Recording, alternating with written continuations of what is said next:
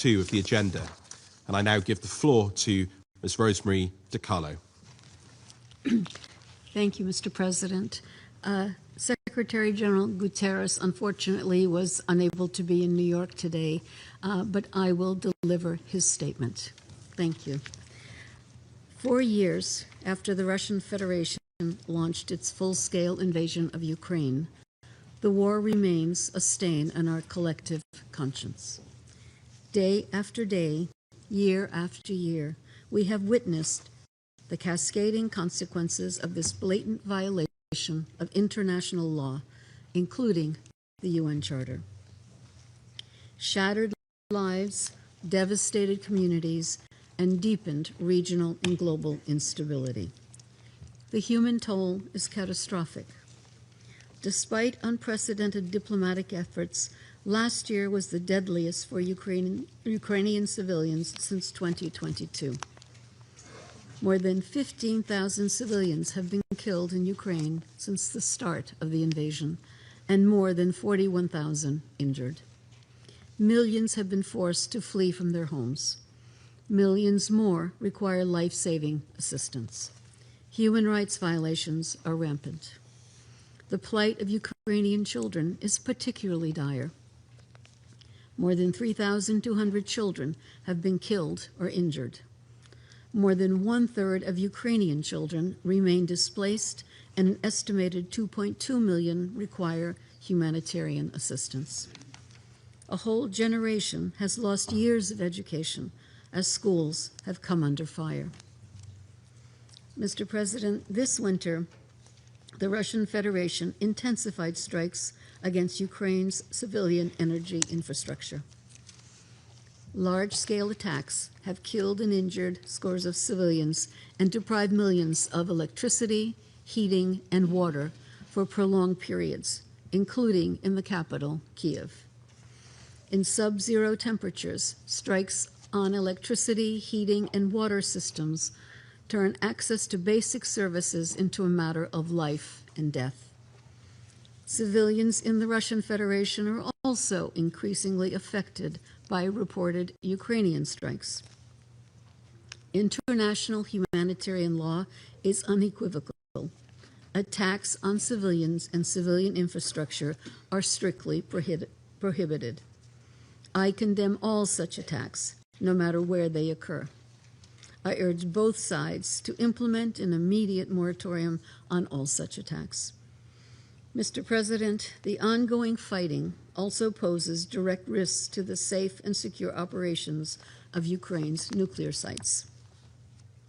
This unconscionable game of nuclear roulette must cease immediately. I commend the International Atomic Energy Agency and its teams for their critical efforts on the ground, despite the serious dangers involved. Mr. President, even as the fighting rages, the UN is working closely with the government of Ukraine to repair damaged infrastructure, keep people warm, and sustain critical services. Despite limited access and the deteriorating security situation, we are also working with local partners to deliver food, water, medical supplies, and other humanitarian aid, including to those in frontline communities. And I urge member states to fully fund the humanitarian response. Mr. President, throughout the war, the Office of the High Commissioner for Human Rights has reported widespread human rights violations, torture, sexual violence, and even executions of prisoners of war and civilian detainees. These acts have gone with virtually no accountability. I welcome ongoing prisoner exchanges and urge that all prisoners of war and detainees be treated humanely and released in accordance with international humanitarian law and international human rights law. Any Ukrainian children deported or forcibly transferred to the Russian Federation and occupied areas of Ukraine must be returned home to their families without delay. I command efforts to facilitate such returns and family reunifications. We will continue to work closely with all relevant actors to ensure that this happens in a safe, swift, and verifiable manner. I urge the sides to continue to work constructively to address these concerns as a matter of priority. Mr. President, a year ago, this Council adopted Resolution 2774, imploring a swift end to the conflict and urging a lasting peace between Ukraine and the Russian Federation. I commend the ongoing diplomatic efforts by the United States and others to end the war. We need concrete measures to de-escalate the fighting without delay and to create the space for diplomacy. The longer this war continues, the greater the suffering and the greater the risks for regional and international peace and security. As complex as the path may be, our collective obligation is clear. Use every diplomatic tool to end the war. United Nations expertise is readily available to support the ongoing peace efforts. Our tools are at the disposal of the parties and mediators. The parameters of peace in Ukraine are not a mystery. It must be in accordance with international law, including the UN Charter and relevant UN resolutions. And it must uphold the sovereignty, independence, and territorial integrity of Ukraine within its internationally recognized borders. Enough with the death, enough with the destruction, enough with the broken lives and shattered futures. It is time for an immediate, full, and unconditional ceasefire, the first step toward a just peace that saves lives and ends the endless suffering. Thank you. Well, I thank Mr. Carlo for her briefing, and I shall now make a statement in my capacity as the Minister of State for Europe, North America and Overseas Territories of the United Kingdom. As we mark this grim anniversary, I want to reflect on three personal encounters I've had with Ukrainians from all walks of life. They show what Russia's illegal and unprovoked war is doing to civilians, to vital infrastructure, and fundamentally to the rules that we are all here to uphold, our very United Nations Charter. First, a year ago I visited Bucha, and there I met a priest who told me of shocking atrocities carried out by the Russians. He recalled how he dug graves for members of his own congregation after the massacre and swapped his robes for civilian clothes after a fellow priest was killed.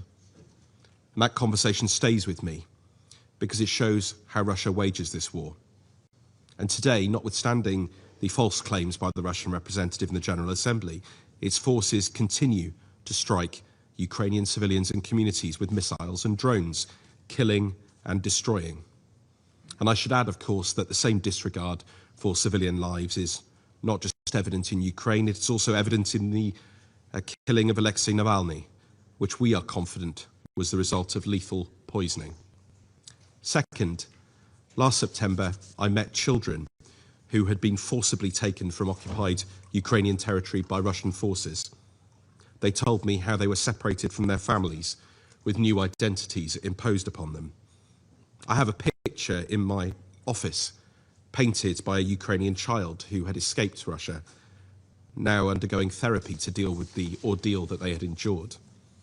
And Russia is doing this to tens of thousands of children, using them as tools of war. And I have to ask the Russian representative, is there no shame? This must end. And third, last month I spoke to school children in Kiev via video link from a school in East London. And they told me how happy they were that day to be in their classroom learning like all children should be able to, because regular power cuts kept disrupting their lessons and attacks near their schools and their homes. And children all over Ukraine are enduring days and nights marked by air raid sirens and blackouts, by fear and loss. And Save the Children reports that Ukrainian children have endured 4,000 hours of air raid alarms since the start of the full-scale invasion. That's equivalent to more than 5 months of constant alert. And this is taking a severe toll on their mental health. A generation is being robbed of the security and peace that every child in this world deserves. And there is no respite even during the brutal cold of winter. Let us speak the truth in this place. Russia is relentlessly targeting civilian infrastructure, and since October, it has launched 20 mass attacks on Ukraine's energy system, firing more than 1,000 missiles. It has struck again and again, leaving hospitals without power, schools unable to function, families facing winter in darkness and cold. But what has stayed with me after meeting Ukrainians from all walks of life is their incredible courage in the face of this barbarity. It has earned them the respect of people the world over, and the United Kingdom stands by their side, and our people stand by their side every day. Our support is practical and it's sustained. We are strengthening air defences. We are helping Ukraine keep essential services running when power is cut. We are supporting Ukraine to enable the return of stolen children. And we are pursuing justice and accountability through international mechanisms. And today, we have announced a £30 million package for emergency energy support, humanitarian assistance and justice and accountability in Ukraine. This builds on billions of pounds of UK support, guarantees and direct military aid to Ukraine since 2022, and we will continue to stand with Ukraine for as long as it takes to achieve a just and lasting peace and beyond. This also means keeping up the pressure on Russia and choking off their war machine, and that is why today we have been announcing our largest package of measures since 2022, targeting oil revenues and components fueling that war machine. And we are working with partners across this Council and beyond to defend the UN Charter, because Russia's war is illegal and unprovoked. It is an assault on the Charter's foundational principles, respect for sovereignty and for territorial integrity. We call again on Russia to comply with international law. And we are pressing it to engage meaningfully in the US-led peace process. Along with France, we are also leading the Coalition of the Willing to support Ukraine now and to ensure that peace endures. Ukraine has made clear its readiness for peace, but Russia has not. Instead, it continues to escalate attacks on civilians while stalling negotiations.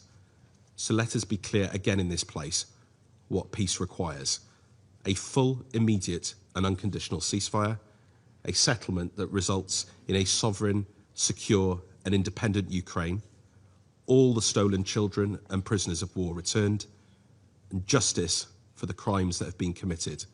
That is what every Ukrainian deserves, and it is our responsibility as members of this Council to demand it. I now resume my function as President of the Council. I now give the floor to Her Excellency Ms. 𝗟𝗶𝘃𝗲, Minister of Foreign Affairs of Latvia. Thank you, Mr. President. Thank you, Under-Secretary General 𝗟𝗏 for her briefing. On behalf of the Secretary General, and let me pay respect to the UN staff working on the ground in Ukraine and doing their job in very difficult circumstances. Excellencies, 1,461 days of entirely illegal, unjustified, and unprovoked war. A war with root causes known by the entire world. It's Russia's imperial and colonial aspirations. UN Charter principles shattered, countless Ukrainian lives lost and destroyed, war crimes, global consequences for food security, ecocide, landmines, global arms race, all because of one state which refuses to accept that empires are dead. One state that 4 years ago blocked the Council from taking action. One state that a year ago vetoed the reference to the UN Charter in the Security Council resolution. Today, the same one state continues to sabotage the peace efforts led by the United States and Ukraine. This state is Russia, a permanent member of this Council, with a legal responsibility in the UN Charter to uphold international peace and security. The good news is that Russia's aggression is failing.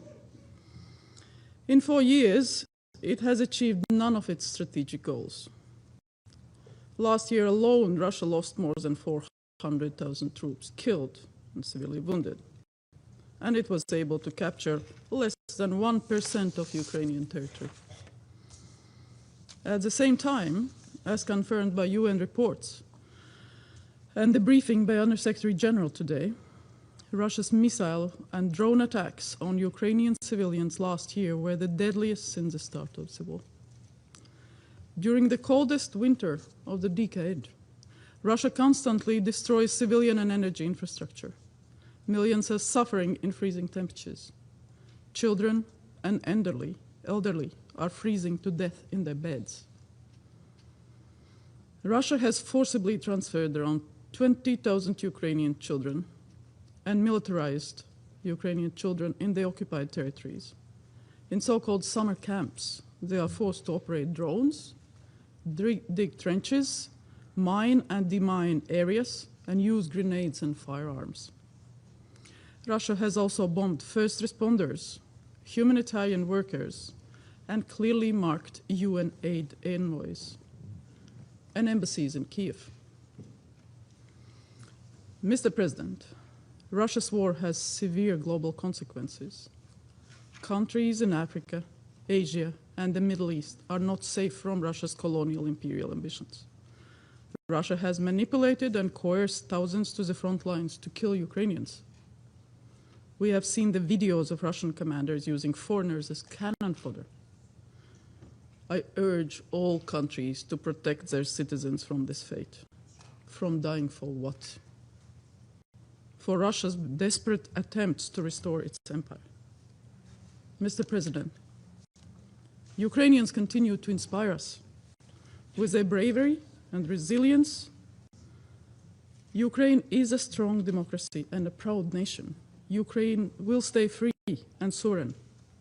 But it's time to bring this war to an end, to have an immediate, full, and unconditional ceasefire. Latvia fully supports the peace efforts led by the US in Ukraine. We stand for a just and lasting peace, a peace that guarantees Ukraine's sovereignty and territorial integrity, a peace where Russia is unable to resume its aggression. But there is only one country and one man standing between us here and peace. This country is Russia, and this man is Vladimir Putin. This is why Latvia urges all countries to exert maximum pressure on Russia, restrict Russia's economy, impose sanctions, isolate it in international organizations, to stop the killing and ensure accountability for war crimes. I thank you. Slava Ukraini. I thank Her Excellency 𝗟𝗶𝘃𝗲 for the statement, and I now give the floor to the representative of Denmark. Thank you, Mr. President.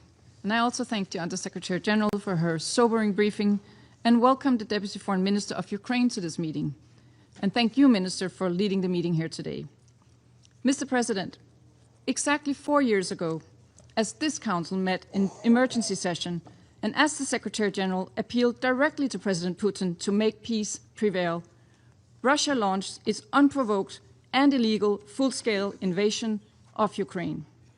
For 4 years, this Council has met numerous times to shine a light on the devastation and destruction caused by this aggression, on the humanitarian crisis unleashed, on the children abducted, on the threat of nuclear disaster, and on its global repercussions.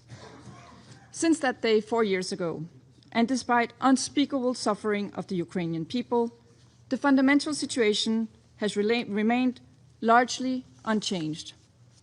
Russia's clear violation of international law and the UN Charter continues. Its aspirations to subjugate Ukraine and unlawfully seize territory by force continue. Ukraine's bravery has remained undeterred as it legitimately exercises its inherent right to self-defense. Mr. President, what has changed over the past 4 years is the scale of death, destruction, and terror inflicted on Ukraine's civilians. In this Russian war of territorial conquest, millions have been forced to flee their homes. Hundreds and thousands of soldiers have perished, and at least 55,000 Ukrainian civilians have been killed or injured. For 5 winters in a row, Russian drones and missiles have rained down on Ukraine's energy grid, desperately trying, but failing, to break the Ukrainian people's spirit. We recall that intentionally directing attacks against civilian objects is a serious violation of international humanitarian law and constitutes a war crime. As we've heard from the Undersecretary General, 2025 was in fact the deadliest year for Ukraine's civilian population in this war. Russia's attacks on residential buildings, schools, hospitals, churches, and playgrounds only intensified in this past year. We cannot allow this to continue. Mr. President, exactly 1 year ago, this Council adopted Resolution 2774. This resolution, which Russia supported, implored a swift end to the conflict and urged lasting peace. Quickly thereafter, Ukraine offered an immediate and unconditional ceasefire. It has stood by that offer ever since.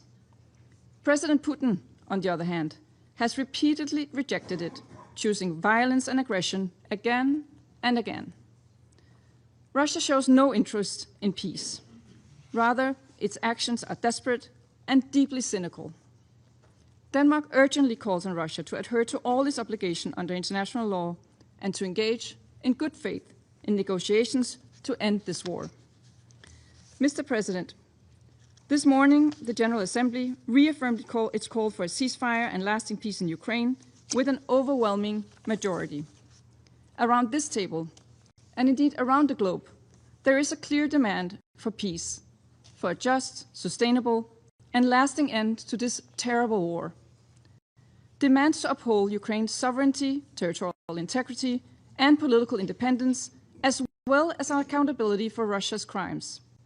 Anything less, or without robust security guarantees for Ukraine, would consign future generations to live in constant fear of further invasion. The time for Russia to hear and heed these demands is now. Mr. President, in closing, the United Nations was not founded to bear witness to aggression. It was founded to stop it. The Security Council carries not only authority, but responsibility. Responsibility to maintain international peace and security, to defend the Charter, and to act. Denmark stands with Ukraine, both in word and in deeds. Our support is unwavering. Ukraine and its people deserve to be free, to choose their own destiny, to live in peace and prosperity. On this sad 4-year anniversary, let us not only reflect on this imperative, but act on it. I thank you. I thank the representative of Denmark for her statement, and I now give the floor to the representative of Greece. Thank you, Mr. President. I would like to commend the United Kingdom for convening this meeting as we mark 4 years since the Russian invasion of Ukraine.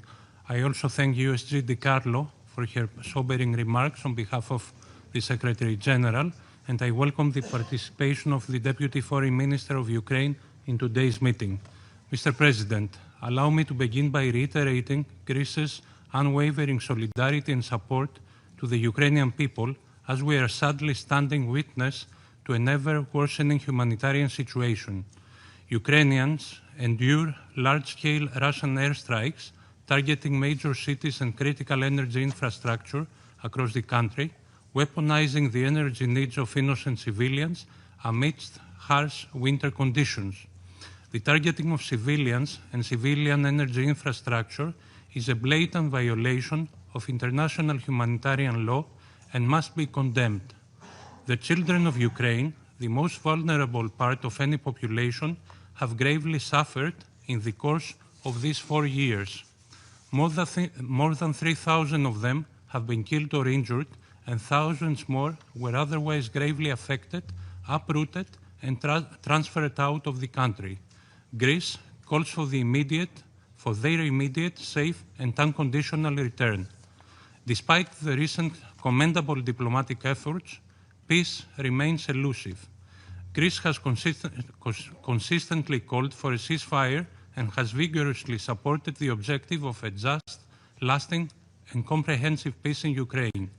a peace that will be in line with international law and the UN Charter, and in particular with the principles of respect of sovereignty and territorial integrity of all states. We firmly reject revisionist policies and any attempt to change borders through the use of force. Mr. President, the rules and principles enshrined in the UN Charter are the very foundations of the international legal order we subscribed to 80 years ago. It is in the vital interest of this Council and of all the members of the United Nations to keep this order intact and uphold the principles of sovereignty, territorial integrity, and the peaceful settlement of disputes. As a founding member of the United Nations, Greece has shaped its foreign policy all along on the basis of respect for international law and the principles of the UN Charter. In this spirit, we remain fully committed to Ukraine's sovereignty, independence, and territorial integrity. In closing, Mr. President, Greece, along with all partners devoted to the same principles, will continue to support efforts aimed at restoring peace in Ukraine, a fair, lasting, and comprehensive peace, a peace that will guarantee a prosperous, independent, and sovereign future for Ukraine, free from the threat of renewed aggression. I thank you. I thank the representative of Greece for his statement, and I now give the floor to the representative of France. Merci, Monsieur le Président. Monsieur le Président, je remercie tout d'abord Madame la secrétaire générale adjointe, 𝗟𝗶𝘃𝗲, pour son intervention. 4 ans, jour pour jour, après le début de l'invasion de l'Ukraine par la Russie, 1 an après l'adoption par ce Conseil d'une résolution votée par la Russie elle-même, qui demandait une fin rapide à ce conflit, ce triste anniversaire rappelle de notre part que nous agissions pour mettre en œuvre le mandat du Conseil de sécurité au service de la paix et de la sécurité internationale. Je veux donc saluer ici la clarté du secrétaire général des Nations Unies qui, comme l'a rappelé la secrétaire générale adjointe, a redit hier les exigences fondamentales qu'impose cet objectif. Un cessez-le-feu immédiat, complet et sans condition comme première étape vers une paix juste et durable, conforme à la Charte des Nations Unies. Ce matin, l'Assemblée générale a amplement adopté une résolution présentée par l'Ukraine qui demande exactement cela. La poursuite par la Russie de son agression est injustifiable parce qu'elle constitue toujours une violation majeure de la Charte des Nations Unies, qui plus est par un membre permanent de ce Conseil. Parce que les moyens employés sont absolument inacceptables. Faute de parvenir à avancer face aux lignes de défense de l'armée ukrainienne, la Russie se déchaîne sur l'arrière, infligeant à la population civile ukrainienne un hiver sans chauffage et sans électricité, sous les bombes, par des températures glaciales. Malgré les crimes de guerre, la Russie piétine, s'acharne et démontre qu'elle ne veut pas la paix. Monsieur le Président, depuis 4 ans, l'Ukraine résiste. Depuis 4 ans, elle se bat pour son indépendance, son intégrité territoriale, sa souveraineté, sa liberté. Les forces russes se heurtent à un mur qu'elles ne parviennent pas à franchir et qu'elles ne parviendront pas à franchir. Il est temps que cette guerre s'arrête. La négociation pour y parvenir doit se faire avec lucidité. La France avait tout fait pour éviter cette guerre. Elle fera tout pour contribuer à ce que cette guerre s'arrête. Nous appuyons les efforts de paix en cours, en lien étroit avec nos partenaires américains et ukrainiens. Nous souhaitons y donner davantage d'ampleur à ces efforts, notamment en y faisant entendre plus fort la voix de l'Europe, concernée au plus haut point. Nous sommes prêts à appuyer un accord de paix. Cela implique de préparer les conditions d'une paix durable. Le président de la République et le Premier ministre britannique ont réuni ce jour plus de 30 pays de la coalition des volontaires qui, demain, garantiront à l'Ukraine de ne plus devoir revivre une invasion russe. Ces dirigeants ont réitéré leur engagement indéfectible à œuvrer ensemble pour parvenir à une paix juste et durable, conformément aux principes de la Charte des Nations Unies, et ils ont réaffirmé que les frontières internationales ne doivent pas être modifiées par la force. Monsieur le Président, pour que les réunions diplomatiques aboutissent, la paix appelle une volonté politique sincère. Nous l'avons, La grande majorité de la communauté internationale l'a. L'Ukraine l'a. Seule la Russie continue de vouloir la guerre. Ces manœuvres diplomatiques dilatoires ne trompent personne. Nous devons continuer d'agir pour la contraindre à la paix. Je vous remercie. Well, merci beaucoup, and I thank the representative of France for the statement. I now give the floor to the representative of Panama. Gracias, señor presidente. Saludamos a las altas autoridades y distinguidos representantes de los países que nos distinguen con su participación. Las declaraciones de la secretaria general adjunta, Rosemary DiCarlo, una vez más ponen de relieve las devastadoras consecuencias del conflicto y reafirman la necesidad de ponerle fin. Panamá también ha reiterado de manera constante este mismo mensaje y una vez más reafirma hoy su urgente llamado a un cese al fuego.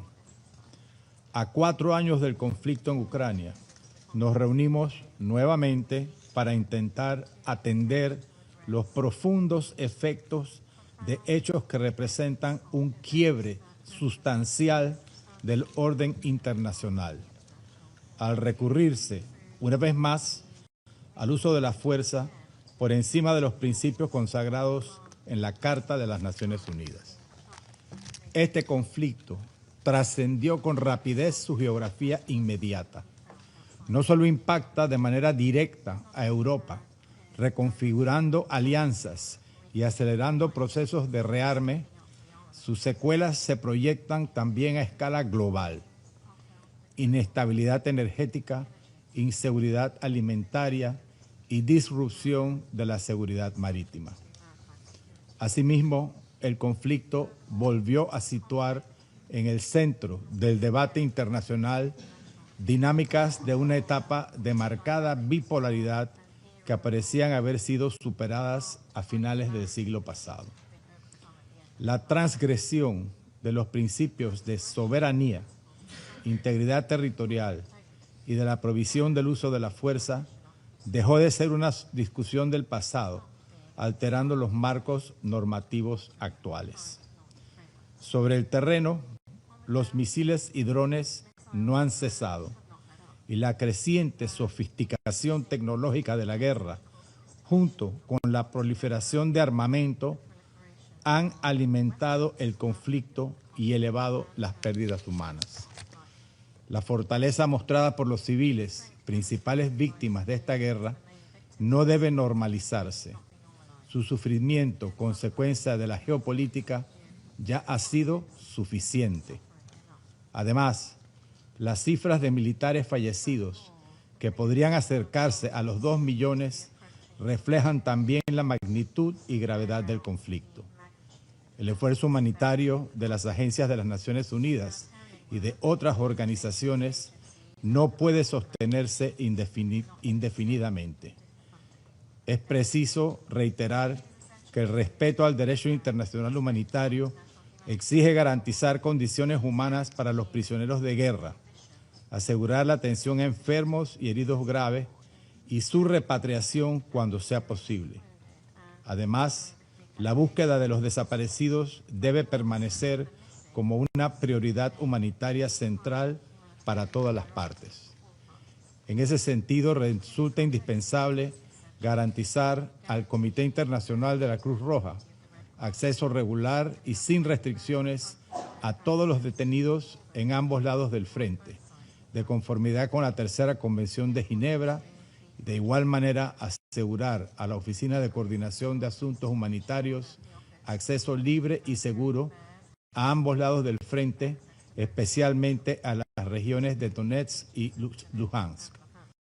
Además, la guerra en Ucrania sigue teniendo un impacto devastador sobre la niñez. Miles de menores han muerto o resultado heridos y millones permanecen desplazados o con acceso limitado a servicios esenciales. Persisten denuncias preocupantes sobre traslados forzados y separaciones familiares que obstaculizan la reunificación, las cuales deben ser debidamente esclarecidas. La protección de la infancia no admite ambigüedades.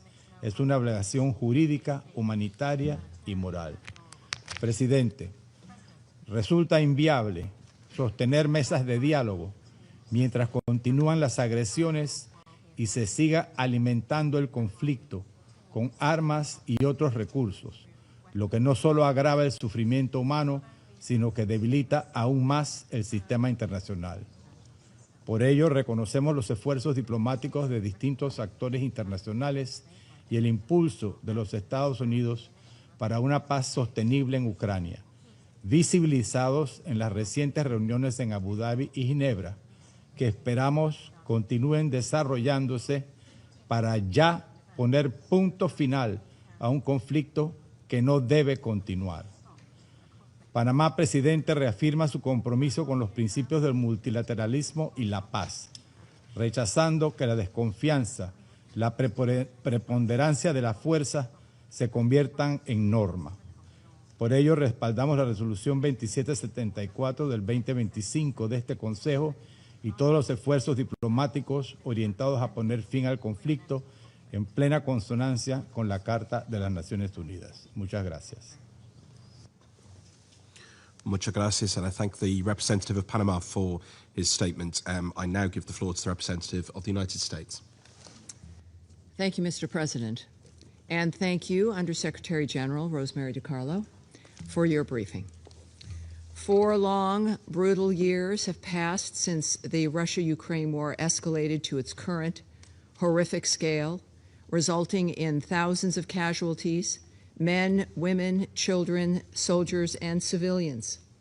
This war must end immediately. Colleagues, today we also mark the 1-year anniversary of the adoption by this Council of Resolution 2774, which implored a swift end to the Russia-Ukraine conflict and a lasting peace between Ukraine and the Russian Federation. That call has obviously not yet been heeded. Under President Trump's leadership, the United States continues to push for a negotiated and durable end to the war. Military force will never resolve this conflict.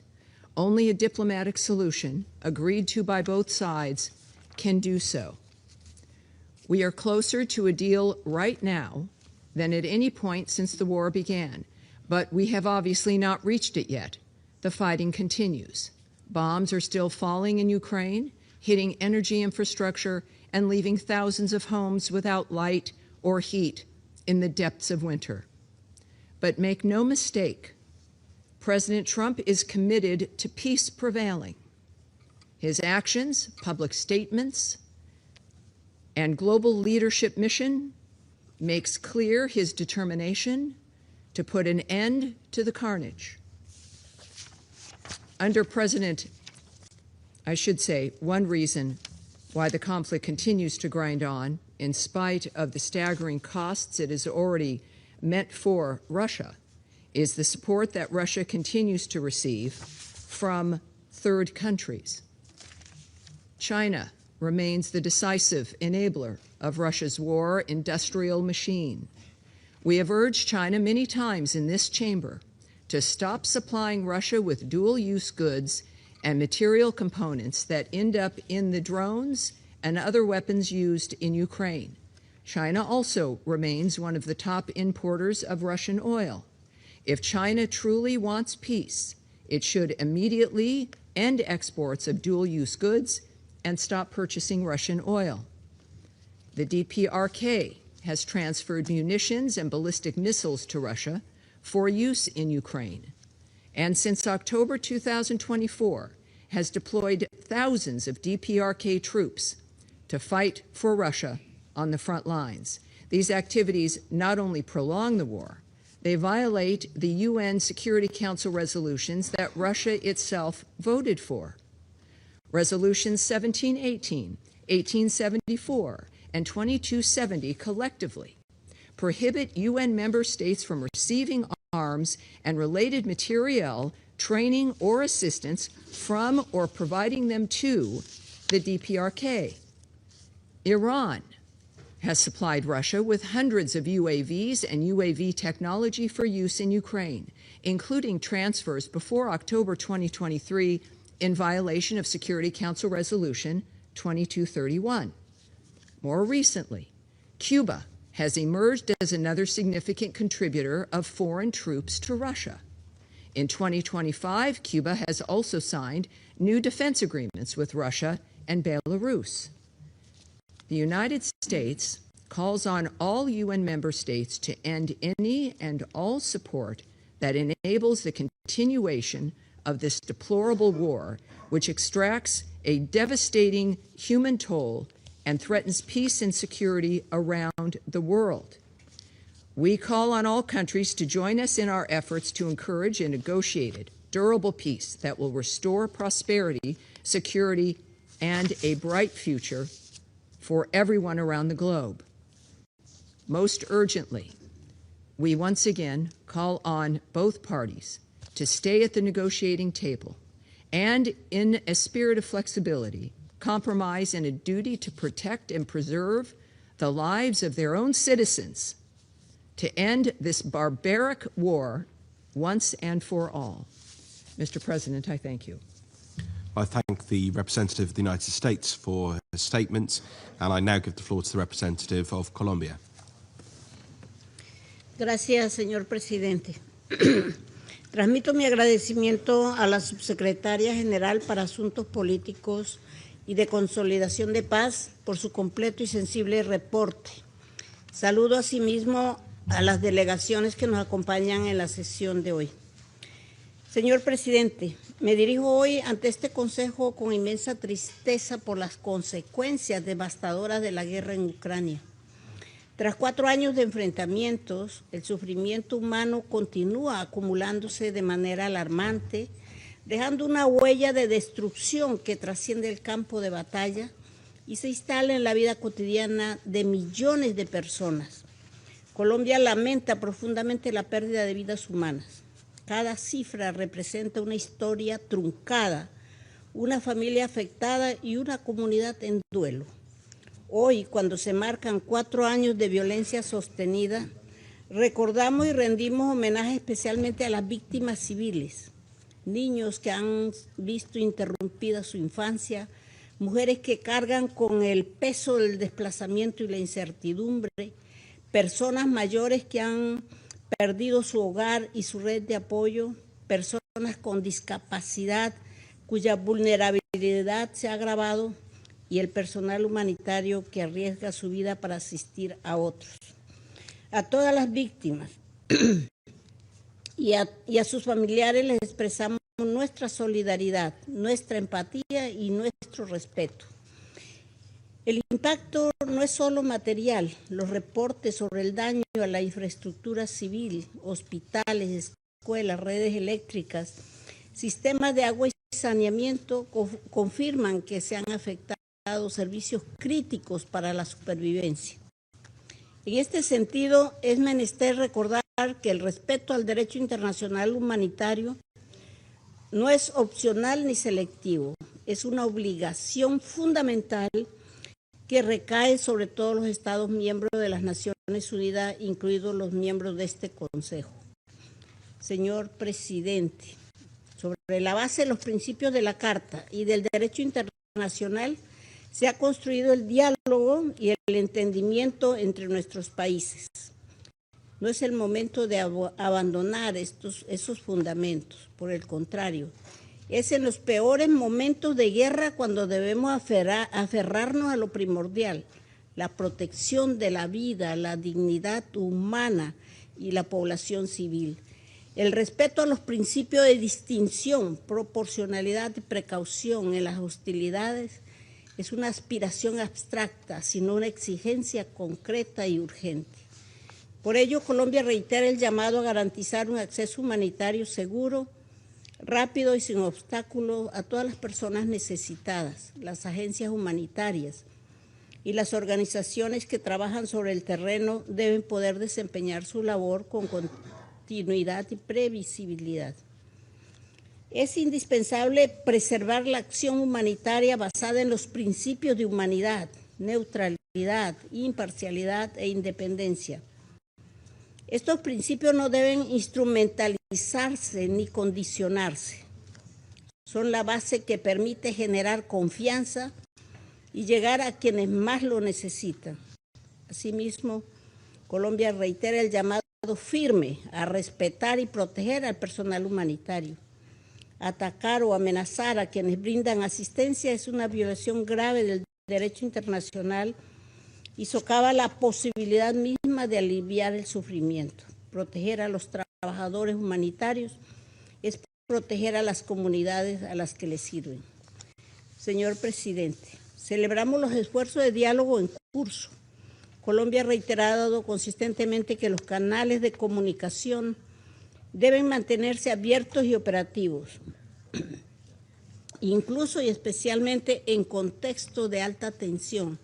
Saludamos el encuentro celebrado los días 17 y 18 de febrero y alentamos a que estas conversaciones sean sostenidas y sustanciosas, siempre incluyendo a las partes interesadas.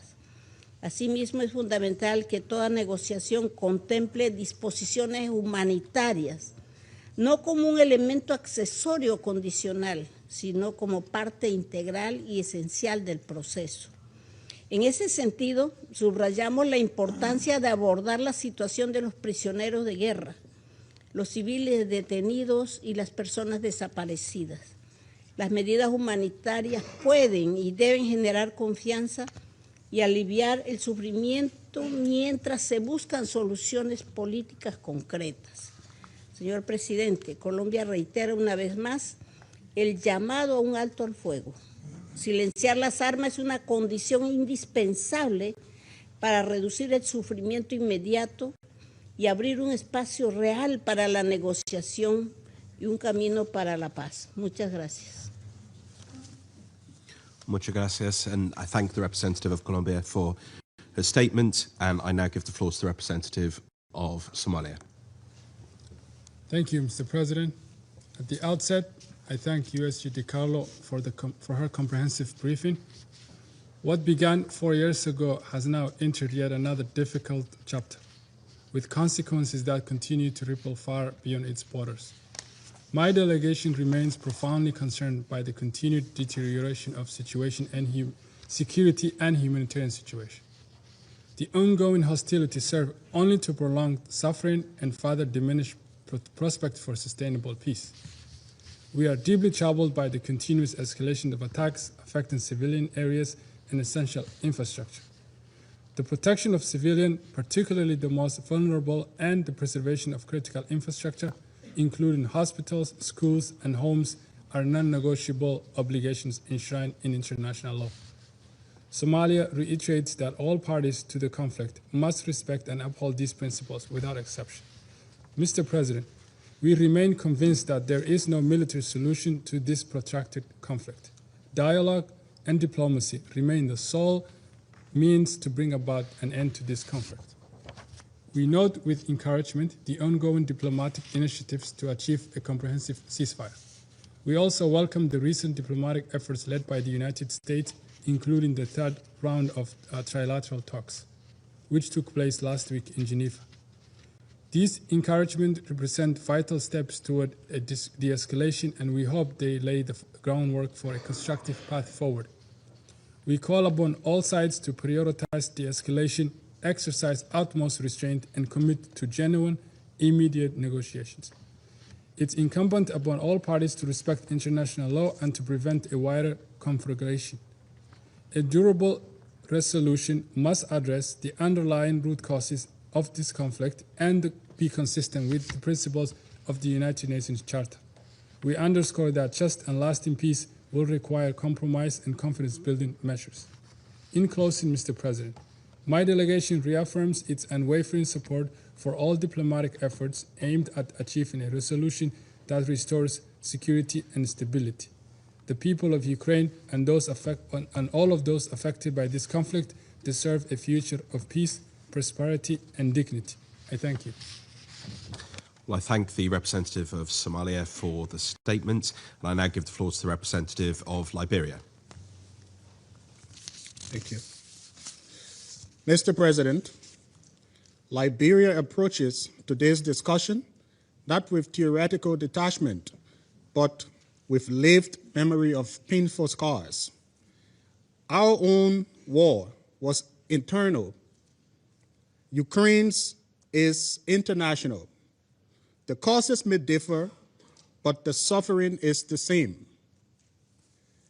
In every conflict, ordinary people form the unwilling front lines, mothers whispering lullabies in basements, children learning the sounds of drones before school bells, and persons with disability facing barriers, not only of mobility, but of survival. Hospitals turn into targets, power plants into ruins, water into scarcity, and hope into fragility. This council was not established to manage wars. It was created to prevent them. Liberia, therefore, unequivocally reaffirms the principles of the United Nations Charter: respect for sovereignty, territorial integrity, political independence, and the prohibition of the use of force. These are not ceremonial words. They are the load-bearing pillars of our international order. When they crack, the entire structure trembles. From Monrovia's own history, we learn a simple but profound truth. War is loud and consuming. Peace is patient and rebuilding, brick by brick. When guns fell silent in Liberia, classrooms reopened, markets revived, roads replaced roadblocks, and former fighters became farmers, teachers, and entrepreneurs. The dividend of peace is not poetic. It is profoundly practical. It feeds families, restores dignity, and gives nations a future. We commend the sustained efforts of the United Nations, humanitarian agencies, regional bodies, and member states to alleviate suffering and promote de-escalation. These efforts matter, but compassion must be matched by courage. Liberia underscores three key imperatives. First, the protection of civilians must move from rhetoric to reality. Attacks on homes, schools, hospitals, and energy infrastructure must stop. Second, humanitarian access must remain unhindered, safe, and sustained. Aid delayed is aid denied. Third, vulnerable groups, women, girls, older persons, and persons with disability must not be afterthoughts, but central actors in protection and recovery strategies. Mr. President, Liberia does not pretend that peace is easy. It demands compromise, persistence, and difficult dialogue. Yet we know wars rarely end on battlefields. They end at negotiation tables. This Council must therefore promote confidence-building measures, strengthen diplomatic channels, and insist firmly and consistently on respect for international law. History will not measure us by the number of meetings we held, but by whether we chose courage over convenience, upheld principles when it was inconvenient, and stood with civilians when it was costly. Liberia appeals to the moral conscience of this Council. Choose the harder path of peace, the rule of law over the rule of force, and humanity over hubris. The people of Ukraine deserve not a managed war, but a decisive and lasting peace. And I thank you. I thank the representative of Liberia for his statement, and I now give the floor to the representative of Bahrain. شكرا سيد الرئيس، وأحب يترأس معاليكم لهذه الجلسة اليوم. كما أود أن أشكر سعادة السيدة روزماري ديكارلو وكيلة الأمين العام للشؤون السياسية على إحاطتها، وأرحب بجميع المشاركين في جلسة اليوم. سيد الرئيس، تعتبر الحرب في أوكرانيا الأوسع نطاقا في القارة الأوروبية منذ الحرب العالمية الثانية، ومع دخولها العام الخامس لا تزال العمليات العسكرية مستمرة. وفقا لإحصائيات مكتب الأمم المتحدة لتنسيق الشؤون الإنسانية، فقد قتل أكثر من 2500 مدني عام 2025، مما يجعله العام الأكثر دموية منذ اندلاع النزاع. فيما تعرضت البنية التحتية المدنية والحيوية لأضرار جسيمة، مما يؤثر على توفير الخدمات الأساسية في وقت تتزايد فيه الاحتياجات الإنسانية للسكان المتضررين. ونود في هذا الصدد التطرق إلى النقاط التالية. أولا، تجدد مملكة البحرين تأكيدها على أهمية التمسك بالقانون الدولي، بما في ذلك القانون الدولي الإنساني وميثاق الأمم المتحدة، وضمان حماية الأبرياء من أي أضرار في كل الظروف، إذ لا زال المدنيون هم من يتحملون العبء الأكبر في هذا الصراع. ثانيا، تقدر مملكة البحرين كافة الجهود الرامية لإنهاء الحرب في أوكرانيا من خلال دبلوماسية الحوار والمفاوضات وتخفيف آثارها الإنسانية، بما يساهم في تعزيز الأمن والاستقرار في القارة الأوروبية وتحقيق السلام العادل والشامل والازدهار المستدام على الصعيدين الإقليمي والدولي. وتؤكد مملكة البحرين على أهمية الجهود الرامية لاستمرار المفاوضات بين روسيا وأوكرانيا، كتلك التي يقوم بها فخامة الرئيس الأمريكي دونالد ترامب، والتي كانت آخرها جولة المفاوضات المباشرة في جنيف.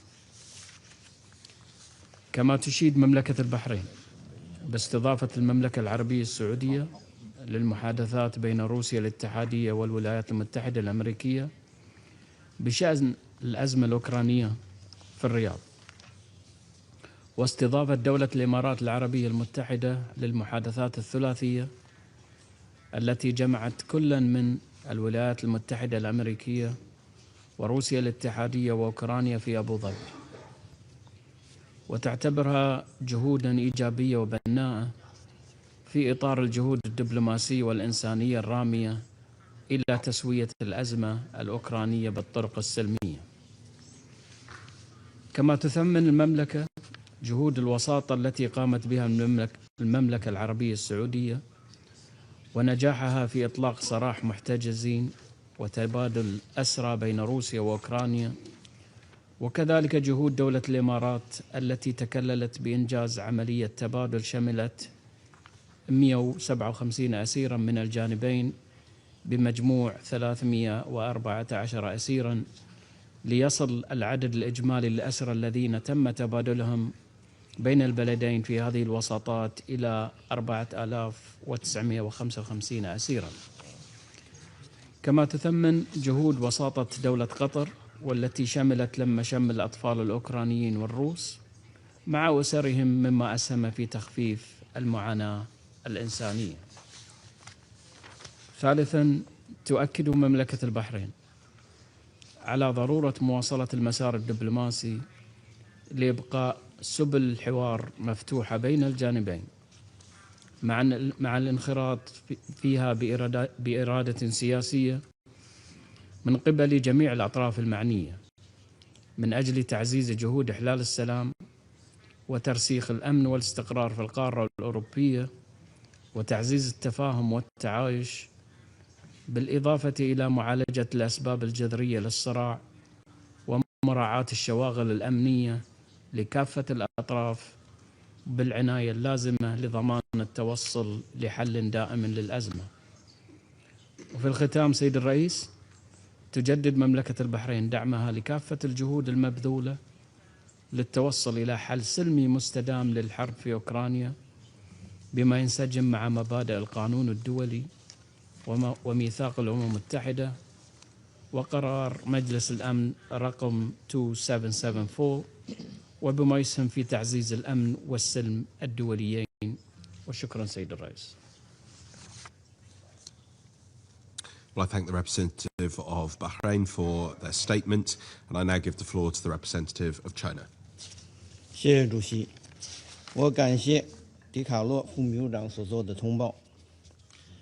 乌克兰危机延宕已有4年，当前局势发展走到了关键的路口。近期，各重要利益攸关方开展多轮接触，谈判进程不断深化，和平呼声愈发强烈，政治解决的曙光就在前面。另一方面，战事冲突仍没有停止，平民伤亡持续增加，人道局势令人忧心。越是到了关键时刻，越需要坚定信心，加大努力。中方有以下主张：第一，坚定推进政治解决。历史反复证明，军事手段无法带来持久和平，任何冲突最终只能通过谈判解决，乌克兰危机也不例外。当前，主要各方立场虽不尽相同，但都认可政治解决的大方向，都希望达成一份全面、持久、有约束力的和平协议。这是一项难能可贵的共识，也是应当共同努力的目标。我们呼吁当事方抓住积极势头，展现政治意愿，不断积累共识，继续朝着政治解决危机、实现持久和平的方向努力。第二，坚定维护共同安全。这场危机表明，安全是相互的，一国的安全不能建立在别国的不安全之上，地区安全不能以强化甚至扩张军事集团来保障。俄罗斯、乌克兰和欧洲各国都是搬不走的邻居，和睦相处是唯一的现实选择。我们呼吁有关各方摒弃冷战思维和阵营对抗，践行共同、综合、合作、可持续的安全观，重视和解决彼此的合理安全关切，推动构建均衡有效、可持续的地区安全架构。第三，坚定管控外溢影响。危机持续外溢，让本已负重前行的全球经济雪上加霜。我们呼吁国际社会共同努力，就粮食、能源、金融、贸易以及保护关键基础设施等问题加强合作，维护全球产业链稳定畅通。我们反对把世界经济政治化、工具化，反对滥施单边制裁和长臂管辖。这些行动不但解决不了问题，反而会制造出新的问题。主席，中方在乌克兰问题上的立场一以贯之，始终以习近平主席提出的4个应该为根本遵循。各国主权、领土完整都应该得到尊重，联合国宪章宗旨和原则都应该得到遵守，各国合理安全关切都应该得到重视，一切有利于和平解决危机的努力都应该得到支持。这在当前错综复杂的国际形势下具有重要的现实意义。过去4年，中方坚持客观公正、为和平奔走，为促谈努力。我们一直同俄罗斯、乌克兰等有关各方保持密切沟通，派出特使开展穿梭外交，并同巴西等全球南方国家发起成立乌克兰危机和平之友小组，不断凝聚和平共识，推动和平努力。我们愿同国际社会一道，为危机早日政治解决发挥建设性作用。主席，刚才美国代表在发言中再次对中方进行污蔑抹黑，这完全不可接受。中国不是乌克兰危机的制造者，也不是当事方。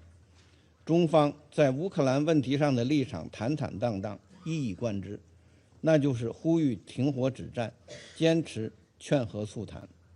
中方的努力，国际社会有目共睹。我们没有向冲突任何一方提供致命性武器，始终严格管控军民两用物项的出口。作为全球重要的生产大国、贸易大国、消费大国，中国同俄罗斯、乌克兰、欧洲以及美国都保持着正常的经贸往来。这些往来遵循市场和商业原则，不违反安理会决议，无可厚非，不容指摘。中国将根据自身国家利益，采取合理的能源保障措施。我还要强调，一段时间以来，美国利用各种场合编造各种借口和谎言，持续对中国进行攻击抹黑，这是赤裸裸的政治操弄，其目的就在于挑动阵营对立，制造分裂对抗。我们再次敦促美国停止转移矛盾，停止甩锅推责，停止在世界各地制造冲突与战争。谢谢主席。Well, I thank the representative of China for their statement, and I now give the floor to the representative of the Democratic Republic of the Congo. Merci, Monsieur le Président. Merci à Madame la Secrétaire générale adjointe, Madame Rosemary DiCarlo, pour son exposé qui met à nouveau en lumière l'ampleur des conséquences humanitaires de la crise en Ukraine. Monsieur le Président, la République démocratique du Congo réitère sa profonde préoccupation quant à la détérioration prolongée de la situation sécuritaire et humanitaire en Ukraine. 4 longues années se sont écoulées depuis le début de ce conflit. 4 années marquées par des pertes considérables en vies humaines, par la destruction d'infrastructures essentielles et par le supplice quotidien de millions de civils. La République démocratique du Congo réaffirme qu'il ne saurait y avoir de solution militaire à ce conflit. Seule une issue fondée sur la diplomatie et le dialogue, dans le respect des principes du droit international humanitaire et de la Charte des Nations Unies, pour ouvrir la voie à une cessation définitive de cette stratégie que le monde entier peut voir s'arrêter. À ce propos, mon pays salue les efforts entrepris par les partenaires internationaux ainsi que les initiatives diplomatiques en cours, dont celles menées par les États-Unis d'Amérique, de même que l'engagement des parties à privilégier la désescalade et le dialogue comme en témoigne la récente rencontre du 18 février dernier à Genève.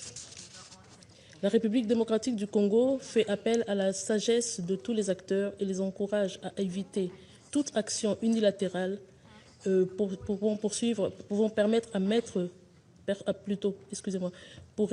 pourrait perturber le processus de paix en cours. Nous estimons qu'il serait judicieux de préserver ce momentum afin de refréner tout élan qui pourrait entraver l'aboutissement à une solution globale, juste et durable. Monsieur le Président, l'Ukraine est aujourd'hui l'un des symboles les plus douloureux de la vulnérabilité des civils en temps de guerre. Alors que l'hiver impose sa rigueur, des millions de personnes restent privées d'un accès à l'électricité, au chauffage et à l'eau potable. La République démocratique du Congo réaffirme avec constance que la protection des civils doit demeurer au cœur de nos priorités. Pour rappel, des mécanismes tels que le Fonds humanitaire pour l'Ukraine et le plan de réponse hivernal 2025-2026 ont permis de fournir une assistance vitale à près de 1,7 million de personnes vulnérables.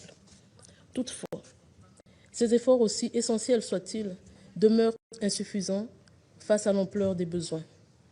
Il est donc urgent et important d'intensifier l'aide humanitaire tout en y garantissant un accès sûr et sans entrave, et tout en veillant également à ce que soient protégées les infrastructures civiles essentielles. Monsieur le Président, il est important de souligner que les conséquences transfrontalières de ce conflit, qui entraînent des répercussions directes sur la sécurité alimentaire mondiale, est un réel problème. Les perturbations de la production et de l'exportation des céréales affectent durement certaines régions du monde déjà fragilisées, notamment l'Afrique, où des millions de personnes dépendent de ces importations pour se nourrir et assurer ses besoins alimentaires élémentaires. Cette crise illustre tragiquement le lien indissociable entre les conflits armés, la faim et l'instabilité. Comme l'a rappelé le directeur exécutif du Programme alimentaire mondial, la majorité des personnes souffrant d'insécurité alimentaire aiguë vit aujourd'hui dans des zones touchées par les conflits. La faim devient ainsi une arme silencieuse frappant les plus pauvres et les plus vulnérables. C'est précisément pour répondre à ces situations que le Conseil de sécurité a adopté la résolution 2417 de 2018, réaffirmant sa responsabilité dans la prévention de la famine et de l'insécurité alimentaire liées au conflit armé. Cette responsabilité n'est pas théorique, elle est morale, politique et humaine. Monsieur le Président, fort de sa triste expérience et consciente du coût humain des conflits prolongés, la République démocratique du Congo réaffirme son attachement indéfectible aux principes consacrés par la Charte des Nations Unies. L'égalité souveraine des États, le respect de la souveraineté et de l'intégrité territoriale, le règlement pacifique des différends et l'abstention de toute forme de coercition incompatible avec les buts et principes de notre organisation. Je vous remercie. Donc, merci beaucoup, and I thank the representative of the Democratic Republic of the Congo for her statement, and I now give the floor to the representative of Pakistan. Thank you, Mr. President. I thank Under-Secretary General 𝗟𝗏 for her briefing. We echo the calls for bringing this conflict to an early end, for peace to return and prevail in the region.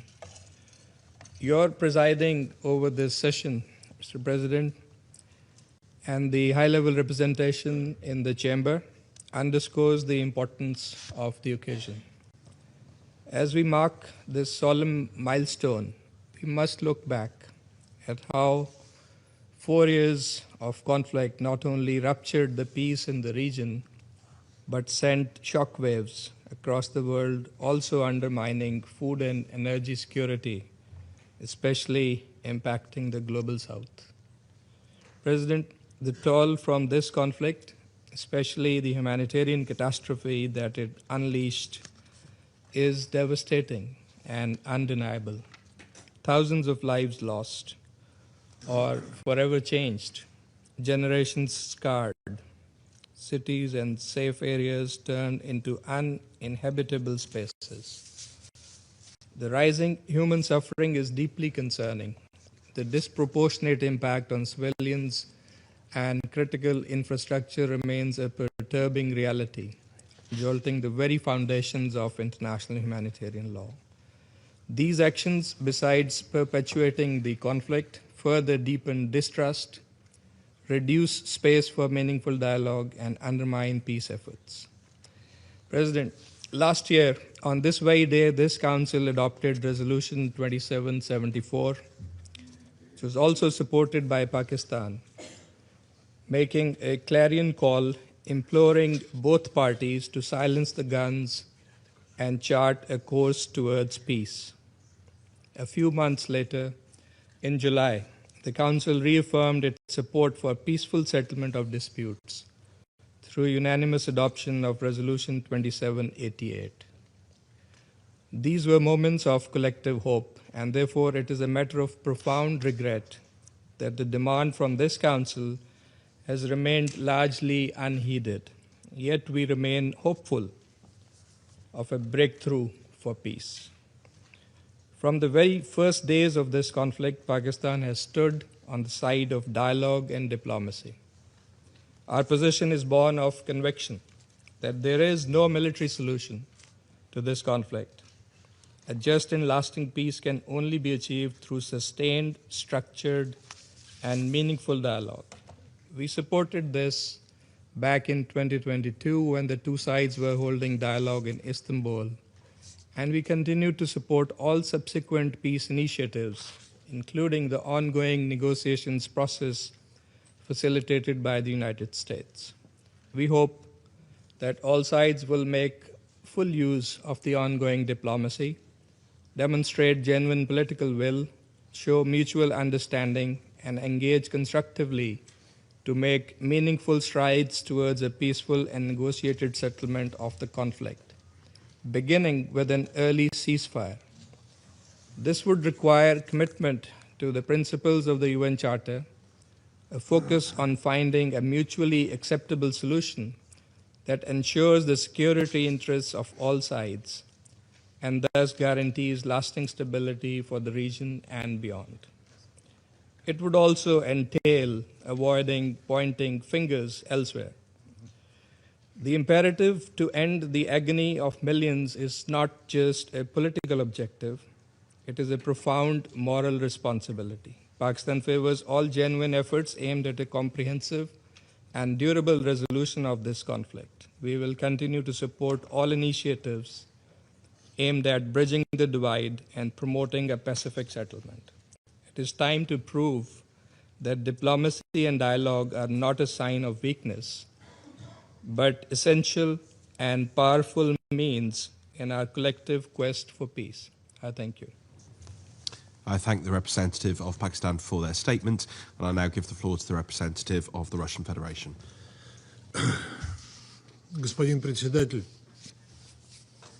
если формально, я украинец. И у меня такая странная фамилия. Славяне знают, ее трудно найти, даже на Украине. Она из запорожских казаков. Мой отец щирый украинец, да и мать тоже, из казаков. Пощирее, чем вы, пане Беца, и вы, пан Бельник. Но для нас нет разницы, мы все одни. Миллионы украинцев в России, миллионы русских на Украине, и в Белоруссии тоже. Вы сами это прекрасно знаете. И дело не в этом. Национальность у нас общая, вот вера разная. Из Киевской Руси, которую вы продали за 30 серебряников. В Великую Отечественную войну мой отец, украинец, пошел воевать из Ленинграда за свою страну, за свое отечество. Приписал себе год, чтобы его взяли добровольцем. Так с этим приписанным годом и прожил всю жизнь. Тогда у нас было общее отечество. А во что вы нынешнее свое превратили? Это не понимает и не может понять почти никто из сидящих в этом зале. Тогда мы вместе воевали с нацистами. А сейчас воюем одни, без вас. Без тех, кого вы превратили в нацистов. За народ Украины, чтобы они не стали такими же. Да, это продолжается 4 года. Да, меня не радует, что гибнут люди. Но если надо, будет продолжаться столько, сколько нужно, чтобы этих людей вы больше не зомбировали. Созванное европейскими членами СБ заседание не имеет никакого отношения ни к поддержанию международного мира и безопасности, ни к упомянутой в запросе заботе о гражданском населении Украины. Европейские страны, очевидно, не настроены на поддержку текущих трехсторонних переговоров, направленных на поиск устойчивого и долгосрочного решения украинского кризиса. Не интересует их и будущее украинского народа. Это было полностью подтверждено на прошедшей чуть более недели назад Мюнхенской конференции. О чем там говорили руководители большинства европейских стран, ЕС и НАТО? О вооружении Европы, укреплении восточного фланга, о ее подготовке к войне, со ссылками на историю и географию своей страны. Канцлер Мерц заверял в своей готовности вновь стать во главе Европы, сделав Бундесвер сильнейшей конвенциальной армией на континенте как можно скорее. Интересно, сколько у европейских стран с чуть меньшими геополитическими амбициями возникли вопросы, куда именно поведет за собой этот Бундесвер. Не отставал от германского полководца Кир Стармер. Перспективы войны для него также уже недалеки, и он готов к борьбе. Удивительно, но тоже, напомнив об истории, премьер-министр добавил, что европейская безопасность невозможна без Британии. В схожем ключе о важности англо-германских отношений для Европы говорил британский премьер-министр Чемберлен после своего возвращения с Мюнхенской конференции 1938 года. Чем в итоге закончилось дело, в том числе для самой Британии, напоминать, я думаю, не надо. Нынешние европейские лидеры безо всяких масок и оговорок анонсируют свою ставку на нанесение России стратегического поражения, подчиняют этому внутреннюю и внешнюю политику, а также экономику всего Европейского Союза. Мир на Украине, ее будущее в их речах почти не упоминалось. На этом фоне неудивительно истеричное выступление в Мюнхене Зеленского.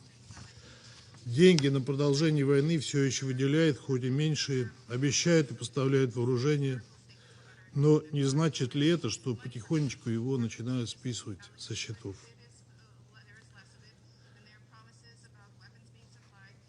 Европа, очевидно, готова дать гарантии безопасности Украине только до тех пор, пока киевский режим будет врагом России и будет продолжать войну. Зеленскому мир не нужен, он прямо заявил об этом в Мюнхене. Для него война – вопрос политический, да и просто выживания. Господин председатель, страны Запада, в первую очередь европейские, играют весьма неприглядную роль с самого начала украинского кризиса. В эти дни мы вспоминаем очередную годовщину государственного переворота в Киеве.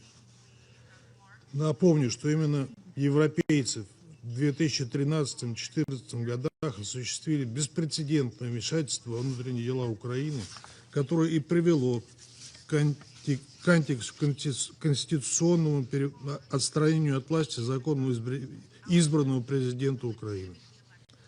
Именно европейцы, представляющие себя главными демократическими нормотворцами, источниками моральных стандартов для всего остального, как они называют, не всегда цивилизованного, а чаще и вовсе авторитарного мира, привели к власти на Украине кровожадный режим неонацистского толка, дали ему карт-бланш на любые преступления, фактически поощряя его нацеленность на уничтожение русскоговорящего населения. За все эти годы у западных спонсоров не нашлось ни одного слова осуждения, леденящих кровь нападений на мирных жителей сначала Донбасса, а потом и других российских регионов. 12 лет мы говорили в этом зале о применении авиации и тяжелых вооружений против женщин, детей и стариков, мирных донбасских городов, сожжении людей заживо в Одессе, преследовании и убийствах инакомыслящих и развернутой войне против канонической Украинской Православной Церкви.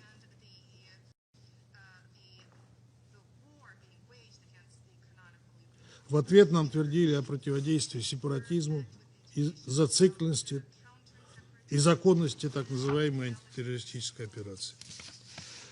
Когда же уровень преступлений киевского режима стал зашкаливать, и в помощь ему пошел весь западный военный арсенал, была начата специальная военная операция. С тех пор в центр западных тезисов была поставлена неспровоцированная российская агрессия против Украины. Любого, кто пытается рассказать правду о творившемся на Донбассе беззаконии или нынешних ударах по гражданским объектам и жителям российских регионов, о кровавой Курской операции, а тем более приводить доказательства того, что конфликт был развязан и спровоцирован именно НАТО, сразу записывают пророссийские пропагандисты и затыкают рот. На Украине таких людей выживают из страны, сажают в тюрьмы и просто убивают. Обращаюсь к европейским коллегам. Кого вы хотите обмануть? Вопреки фактам и здравому смыслу, вы все эти годы лепите из Зеленского героя, выпячиваете никогда не имевшиеся у него мирные устремления, при этом лживо приписываете России незаинтересованность в мире и нацеленность на эскалацию. Любые попытки европейских лидеров убедить мир в своей приверженности делу достижения мира на Украине разбиваются о факты. Сегодня, 24 февраля, пресс-бюро службы внешней разведки Российской Федерации опубликовало экстренное сообщение о планах Лондона и Парижа снабдить Киев ядерным оружием или так называемой грязной бомбой, а также средствами его доставки. В конкретном плане речь идет о скрытой передаче Украине соответствующих европейских комплектующих, оборудования и технологий. Как вариант рассматривается французская малогабаритная боевая часть ТН-75 от баллистической ракеты подводных лодок М51.1. Весьма показательно, что другие западные столицы, судя по всему, прекрасно отдают себе отчет во всей степени безрассудства Лондона и Парижа. От своего участия в этой затее, например, отказался Берлин. Полагаю, что никому не стоит напоминать, что подобные замыслы мало того, что безответственны и опасны, так еще и противоправны, поскольку являются прямым нарушением первой статьи договора о нераспространении ядерного оружия. Именно по этой причине авторы этой авантюры стремятся изобразить обретение Киевом ядерного оружия в качестве результата разработки самих украинцев. Подобное развитие событий ясно дает понять, что британские и французские лидеры, остающиеся неудел в процессе урегулирования по украинскому сюжету, окончательно утратили связь с реальностью. Россия обладает всеми возможностями дать отпор подобным действиям. Однако надеемся на то, что в Лондоне и Париже все же достаточно здравомыслящих и рассудительных людей, которые смогут удержать своих лидеров от таких неадекватных шагов. К сожалению, неприглядную роль в украинском кризисе играет и генеральный секретарь ООН. Он не только однозначно принял сторону в конфликте, закрыв вверенные ему организации возможности для беспристрастного участия в его урегулировании, но и продолжает упорствовать, произвольно трактуя Устав ООН и другие основополагающие документы организации, чтобы подвести псевдоюридическую базу под неприменимость для Донбасса права на самоопределение. При этом секретариат продолжает закрывать глаза на намеренные удары ВСУ по территории России с акцентом на объекты гражданской инфраструктуры, в том числе теракты в отношении гражданских лиц, изредка выдавливая из себя жалкую строчку про российские жертвы среди мирных жителей. Господин председатель, как хорошо известно всем присутствующим, первоочередную ответственность за поддержание международного мира и безопасности несет Совет Безопасности ООН, который в принятой ровно год назад резолюции 2774 высказался за мирное урегулирование конфликта на Украине. Резолюции Совета имеют юридически обязывающий характер, и поэтому все страны-члены Всемирной организации должны их выполнять. У украинцев и их европейских спонсоров длинный послужной список вероломств и лицемерия, начиная с саботажа Минских договоренностей, которые по последующим признаниям европейских лидеров были ничем иным, как попыткой выиграть время для перевооружения ВСУ. Как резолюция 2202 Совета Безопасности была для них пустым звуком, так и прошлогодний документ 2774 их интересам не отвечает. Лидеры большинства стран Европы, как мы видим, считают себя выше резолюции Совета Безопасности, принципов и норм международного права. Состоявшееся сегодня утром в Генассамблее голосование по подготовленной Киевом и европейскими странами резолюции и поддержка прочного мира на Украине является просто очередной манипуляцией, попыткой пустить пыль в глаза представителям глобального юга. Никакого отношения к реальности или устойчивому регулированию конфликта она не имеет. Господин председатель, мы с самого начала конфликта заявляли о том, что для нас дипломатические методы достижения цели СВО предпочтительнее. В этой связи ценим позицию, которую заняла администрация и лично президент Соединенных Штатов Трамп. Россия ответственно и со всей серьезностью подходит к тристоронним переговорам, участвуя в дискуссиях в Абу-Даби и Женеве. Но любые договоренности должны быть комплексными, учитывать нашу озабоченность по поводу первопричин конфликта и привести к его реальному завершению, а не ко временному прекращению огня, который киевский режим использует в своих агрессивных целях.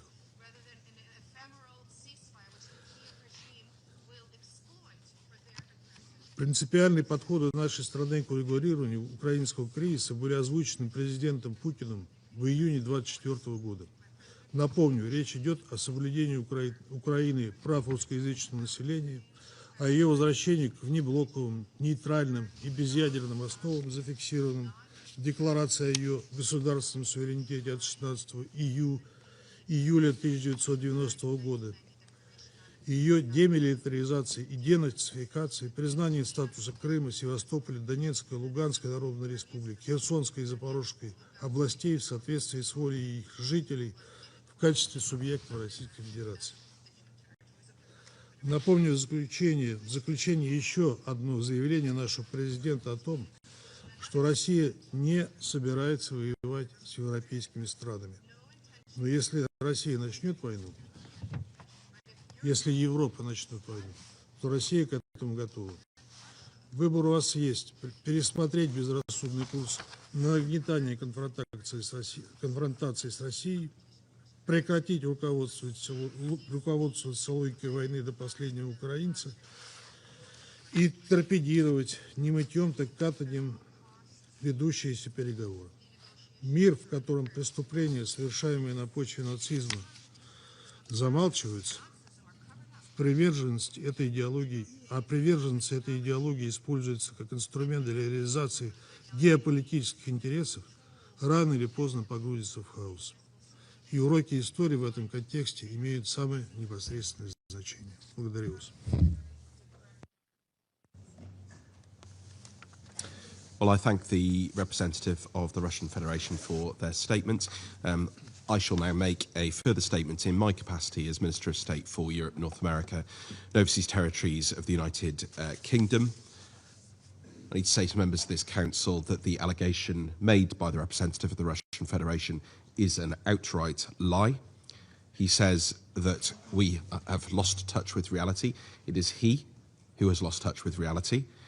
This is yet another piece of disinformation from the Russian Federation and a clear attempt to deflect attention from its ongoing, unprovoked and illegal invasion of Ukraine. I can categorically assure members of this Council that the United Kingdom remains fully committed to its obligations under the Treaty on the Non-Proliferation of Nuclear Weapons and to preventing the proliferation of nuclear weapons. We are not providing and would not provide nuclear weapons or related capabilities to Ukraine. And I resume my function as President of the Council, and the representative of France has asked for the floor to make a further statement. I give them the floor. Merci, Monsieur le Président. Monsieur le Président, la France s'associe à vos propos concernant les allégations de la Russie, selon lesquelles la France et le Royaume-Uni prépareraient le transfert d'armes nucléaires vers l'Ukraine. Ces propos sont une provocation grossière. Ils sont une tentative de désinformation. Ils constituent un mensonge pur et simple, dénué de la moindre base factuelle. La France est un membre responsable du traité de non-prolifération. Jamais elle n'en enfreindra les contours et les obligations. Qui, si ce n'est la Russie, ne cesse de brandir la menace nucléaire dans ce conflit de plus de 4 ans? Qui, si ce n'est la Russie, couvre des manœuvres de prolifération telles que celles de la République de Corée du Nord? Qui, si ce n'est la Russie, donne son appui à l'Iran dans des activités nucléaires dont le caractère civil n'a jamais pu être démontré? Je le répète, les allégations de la Russie sont grossières. Mais permettez-moi d'aller un pas plus loin et de relever que les propos liminaires du représentant permanent de la Fédération de Russie démontrent la difficulté de la Fédération de Russie à accepter l'existence même d'une nation ukrainienne, à accepter l'indépendance, la souveraineté de l'Ukraine, à accepter que l'Ukraine veut être une nation par elle-même. Je vous remercie. Well, I thank the representative of France for his further statement. And now, under Rule 37, I give the floor to Her Excellency, Ms. Mariana Betsa, the Deputy Minister for Foreign Affairs of Ukraine.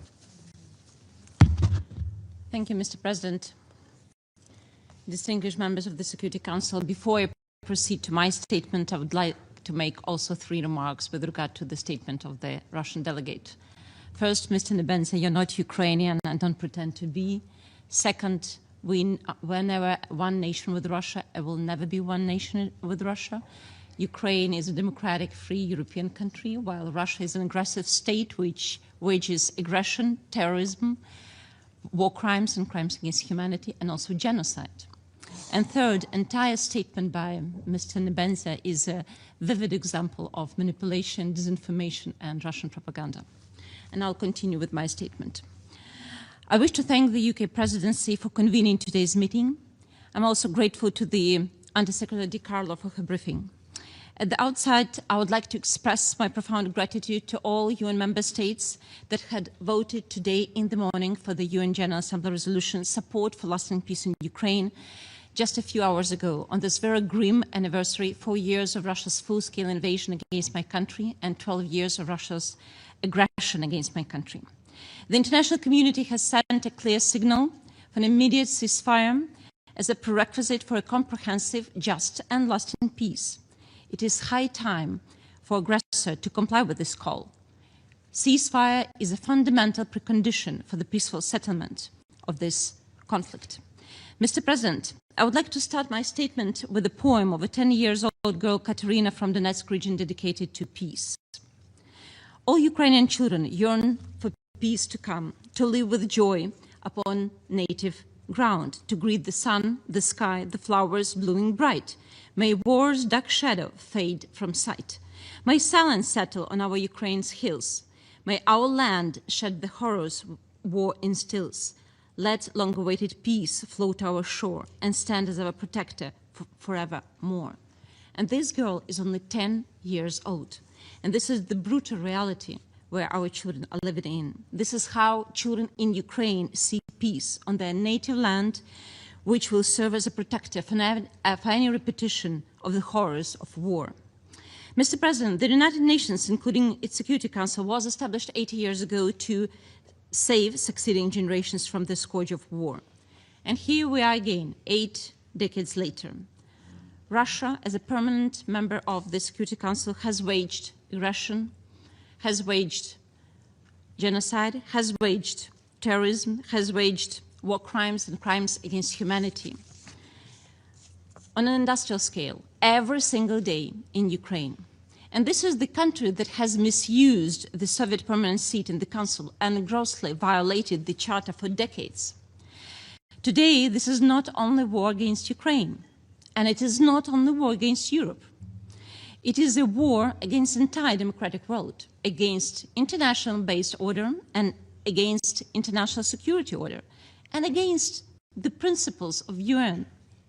While occupying the Council's permanent seat and claiming to be one of the guarantees of international peace and security, Russia, in fact, has become the principal destroyer. Mr. President, over 10 million people across Ukraine continue to depend on humanitarian assistance for their basic survival, access to food, water, shelter, healthcare, and electricity because of the ongoing Russian aggression. In 2025 alone, the number of deliberate aerial attacks against Ukraine's civilian targets rose dramatically. During just one recent month, Russia launched over 6,000 strike drones, approximately 5,500 guided aerial bombs, and 158 missiles of various types against Ukrainian people. It is terror directed not at armies, but at maternity wards, hospitals, apartment buildings, power plants, and buses carrying workers.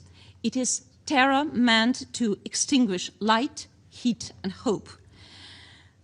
Men do not fight like this. Human beings do not act to one another like this. Russia's strategy is clear. It hasn't achieved a single strategic goal on the battlefield, and therefore it wants to freeze Ukrainians and force us to capitulate. As I said today in the morning in the UNGA Hall, Ukraine will not surrender, and Ukraine will not accept peace at any price. The impact of the war on the civilian population is truly devastating. Power outages have affected over 10 million people, forcing hospitals, schools, and emergency services to operate with limited or no power. Disruptions to heating during sub-zero winter temperatures have left Ukrainians unable to maintain basic living conditions. Water shortage have deprived hundreds of thousands of people of access of safe drinking water. Economic disruption has led to the closure of businesses and essential services, deepening humanitarian crisis across the country. These acts are not incidental to hostilities. They bear the hallmarks of serious, gross violations of international humanitarian law and amount to war crimes. We count to document indiscriminate and disproportionate attacks, the use of weapons in densely populated areas, summer executions, torture and ill-treatment of detainees, conflict-related sexual violence, and unlawful deportation and forcible transfer of civilians, including children.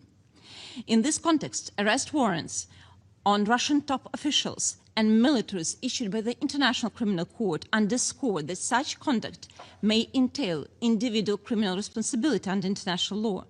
Those responsible must be held accountable. Moreover, Russia has deliberately targeted grid lines and substations essential for the reliable offset power supply of nuclear power plants, creating nuclear risks not only to Ukraine and not only to Europe.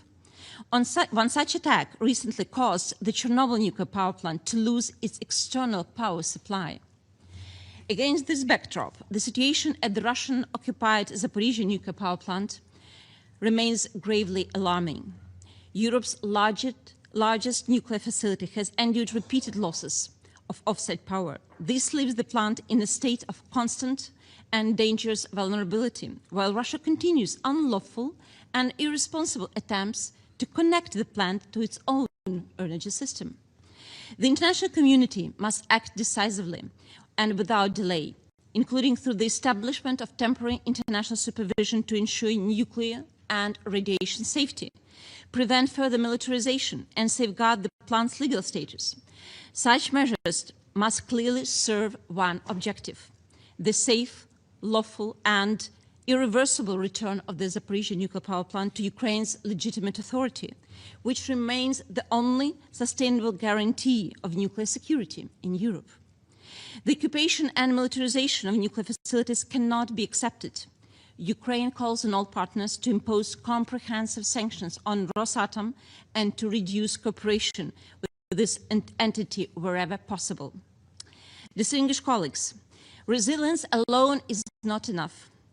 Ukraine urgently needs both humanitarian and defense assistance to protect our people.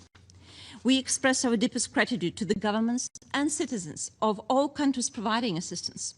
Your support saves lives and sends a clear message to Russia that their terror will not break Ukraine. We're also deeply grateful to the United Nations agencies operating in Ukraine under very difficult conditions. Since February 2022, the UN system in Ukraine has been implementing one of its largest humanitarian operations. In January 2026, the United Nations presented a new humanitarian response plan for Ukraine for the year 2026, aimed at assisting more than 4.1 million Ukrainians. And this is precisely how the United Nations proves its relevance, even when this Council is immobilized due to the presence of the aggressor in this chamber. Mr. President, as of today, 2,000 Ukrainian children have been successfully saved from Russian control and brought back home. At the same time, we are aware of more than 20,000 Ukrainian children who have been abducted and deported by Russia in grave breach of international law. Overall, approximately 1.6 million Ukrainian children remain on the temporary occupied territory. Russia systematically subjects Ukrainian children to militarization, forcibly alters their identity, changes their citizenship status, and seeks to impose upon them a hateful ideology aimed at totally erasing their Ukrainian identity. This is a deliberate component of Russia's genocidal policy against Ukraine and Ukrainians. I urge all UN member states to contribute to implementing the recently adopted UNGA resolution on the return of Ukrainian children, in particular by consolidating pressure on Russia. For Ukraine, the return of each and every child is moral imperative. It is a matter of justice, of identity, and of the very future of our nation. This war has brought immense suffering, not only to those killed or injured, but also to the loved ones left behind. Mothers searching for their sons, children waiting for their fathers, families living in unbearable uncertainty. Beyond this visible destruction lies another layer of agony, tens of thousands of missing persons, arbitrarily detained civilians and prisoners of war.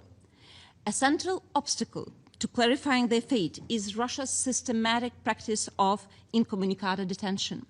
UN and RCRC are denied unimpeded access to places of detention. In stark contrast, Ukraine provides full access to facilities holding Russian prisoners of war and civilians in full compliance with the international humanitarian law. More than 16,000 Ukrainian civilians are currently held in Russian captivity. The Independent International Commission of Inquiry has conducted that enforced disappearances form part of coordinated Russian state policy and amount to crimes against humanity. Russia's treatment of Ukrainian prisoners of war and civilians equally violates every tenet of international criminal and humanitarian law. Russia systematically denies prisoner of war status, subjects them to sham trial based on coerced confessions, and prosecutes them merely for defending their own country. International monitoring missions and investigation teams document arbitrary executions, widespread torture, and inhuman detention conditions, including severe beatings, electric shocks, and denial of medical care. A particularly horrifying dimension concerns conflict-related sexual violence against Ukrainian prisoners of war. The crime prompted the Secretary General to issue a specific notice regarding Russia's treatment of Ukrainian prisoners of war in his 2025 CRVC report. Only the awareness of the inevitability of punishment can compel Russia, other violators, and potential aggressors to comply with international humanitarian law. Ukraine remains ready to proceed with the exchange of prisoners of war on the principle of all for all. We also called for increased international pressure on the Russian Federation to compel it to release all illegally detained civilians and abducted children. Mr. President, Ukraine continues to defend itself against Russia's unprovoked, unjustified, and illegal full-scale military invasion in full accordance with Article 51 of the UN Charter. Russia can end this war at any time. However, the only way to bring this about is to make Russia bear the full burden of its aggression. The cost of aggression should rise. This should also include actions with regard to new alliances forming around Russia, Iran, the DPRK, and Belarus, united by the contempt for the rule-based international order. The Russian regime and its accomplices will not stop by its own. Russia feels impunity, and it hasn't yet faced proper consequences for its atrocities. Mr. President, despite ongoing peace efforts led by the United States and supported by European partners, Russian Federation continues to show no readiness in stopping this aggression. using the negotiation process as a cover to continue this war of aggression, betting on time. As of today, we have held a number of trilateral meetings with the US and Russian sides. The last took place in Geneva on 17th, 18th February. As of today, we have no agreement on the most sensitive political matters. Ukraine has repeatedly demonstrated full constructive engagement into the peace process. Ukraine is not an obstacle to peace. We want peace more than anyone else. But of course, it should be just peace. Ukraine is ready to make compromises and already said that we are ready to agree to the cessation of hostilities along the current line of context. It is a very difficult compromise for us, but we cannot compromise our sovereignty and territorial integrity. Yet the Kremlin's position remains unchanged. It wants Ukraine to withdraw from our own sovereign territory to ensure that Russia can occupy it. And this is not a matter of negotiating red lines. Sovereignty and territorial integrity is a key founding principle of the UN Charter. It is a red line for Ukraine, and I'm more than sure for every country present in this hall. Mr. President, while Russia continues its war, we must mobilize all possible resources to stop the aggressor and uphold international law. First, sanctions. Sanctions are not a magic solution, but they're essential and they're efficient. They must be strengthened to impose real economic sanctions, including targeting Russia's shadow fleet, limiting oil revenues, and restricting access to critical components of weapons production. Second, defense support. Ukraine needs additional air defense systems and modern capabilities to close out the skies and to protect our people. Third, security guarantees. Ukraine must receive credible and legally binding guarantees to prevent any future aggression. And fourth, justice. Accountability should prevail, and it must include ensuring full compensation by the aggressor for the damage, loss, and injury caused to Ukraine and its people in accordance with international law. And all those responsible, Russian military and political leadership, should be held to account. Mr. President, the question today is whether the United Nations is capable of fulfilling its core function, maintaining international peace and security. We must reaffirm that international law is not just declaratory, but a real instrument of peace. If a comprehensive, just, and lasting peace is not restored in Ukraine, if the rule of force prevails, no country will be safe. If aggression prevails, the global security system will collapse, and I'm afraid UN might collapse. Ukrainians are fighting for the right to live freely on our own land, on our own soil, in our own state, and in accordance with our own choice.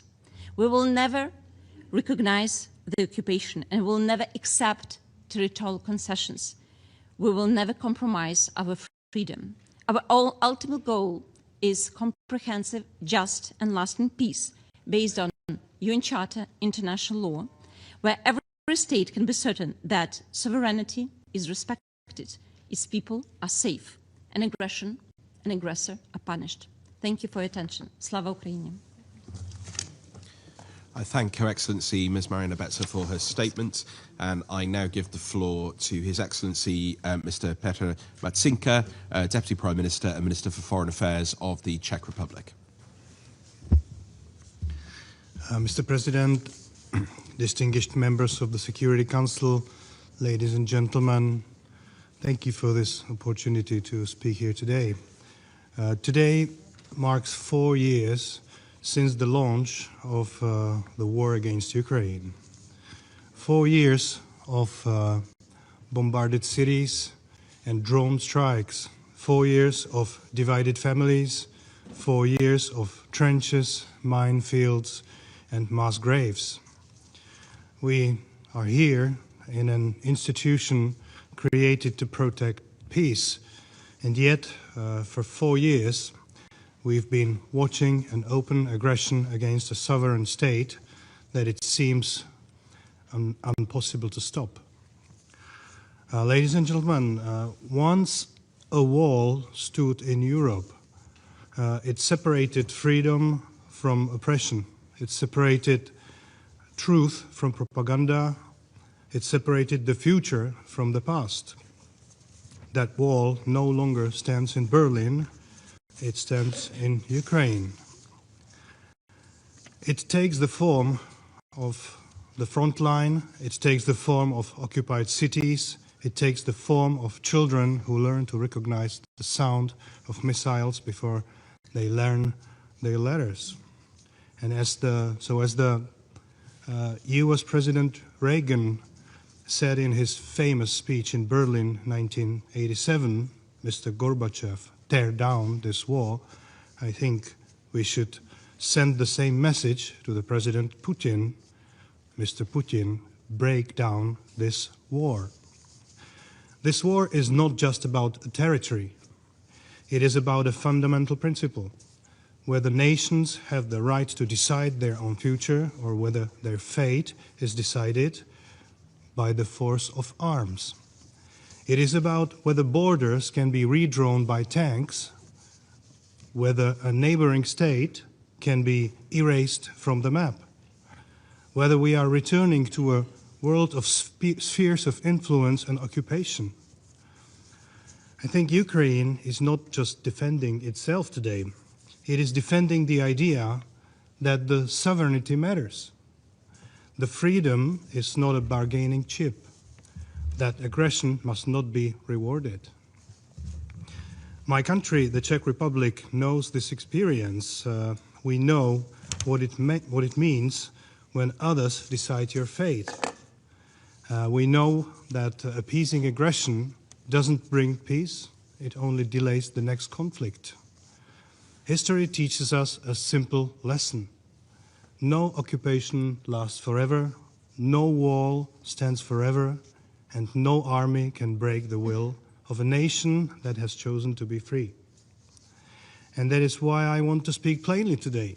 And I'm sorry that Mr. Nebenzia left the room, because I would like him to tell to his people, to Russian people in Moscow, to stop this war and give peace a chance.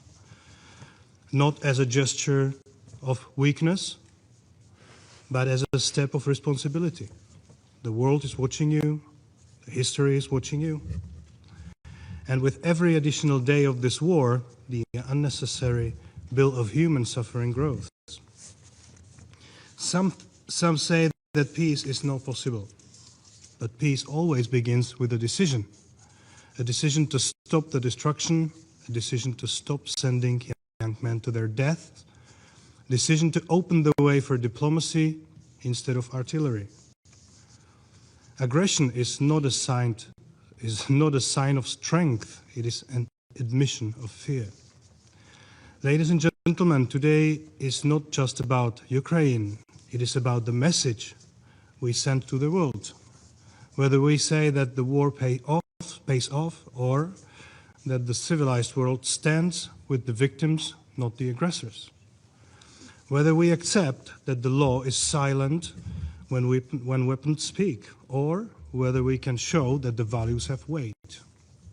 Ladies and gentlemen, I'd like to urge you to exhaust every diplomatic avenue in pursuit of a just and lasting peace.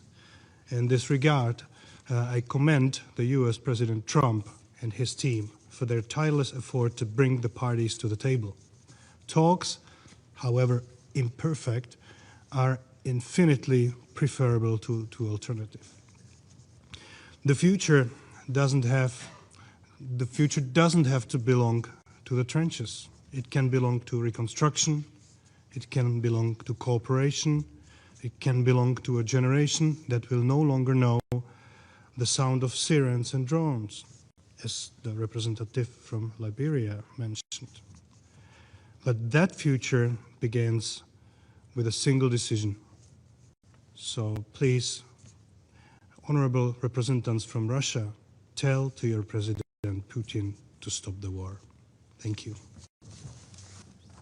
I thank His Excellency Mr. Matsinka for his statement, and I now give the floor to His Excellency Mr. Michael Damianos, Minister of Energy, Commerce and Industry of Cyprus. Distinguished members of the Security Council, Mr. President, Cyprus fully aligns with the EU statement, but I would like to make some brief remarks in my national capacity. Today marks 4 years since the Russian Federation launched its full-scale invasion of Ukraine. We commemorate this solemn anniversary with reflection and with a clear awareness of our collective responsibility under the Charter of the United Nations. Cyprus reiterates its full and unwavering support for the independence, sovereignty, and territorial integrity of Ukraine within its internationally recognized borders. We support a comprehensive, just, and lasting peace, firmly anchored in the principles of the UN Charter and international law. Together with the European Union and its member states, Cyprus remains committed to an immediate, full, and unconditional ceasefire. We call on the Russian Federation to agree to such a ceasefire, to which Ukraine has consistently expressed its readiness, and to engage in genuine and constructive negotiations. In this regard, Cyprus welcomes the ongoing diplomatic efforts aimed at ending the war, including the involvement of the United States in advancing this process. For peace to endure, it must be just. Borders must never be altered by force, not in Ukraine, not anywhere. Any settlement must fully respect Ukraine's sovereignty and territorial integrity and include credible security guarantees to ensure its long-term stability and ability to defend itself. Cyprus speaks from its own historical experience. As a country that has endured foreign aggression and ongoing occupation for more than 5 decades, we understand firsthand the lasting consequences of violations of international law. Since assuming the presidency of the Council of the European Union in January, Cyprus has prioritized support for Ukraine, advancing political, financial, humanitarian, and military assistance, while also supporting recovery, reconstruction, and Ukraine's European path. The upholding of the UN Charter should never be selective nor optional. It is universal and indivisible. Sustainable peace can never come at the expense of sovereignty, territorial integrity, or political independence. Mr. President, Cyprus will continue to stand firmly with Ukraine and its people. Thank you. I thank His Excellency Mr. Damianos for the statement, and I now give the floor to His Excellency Mr. Lasha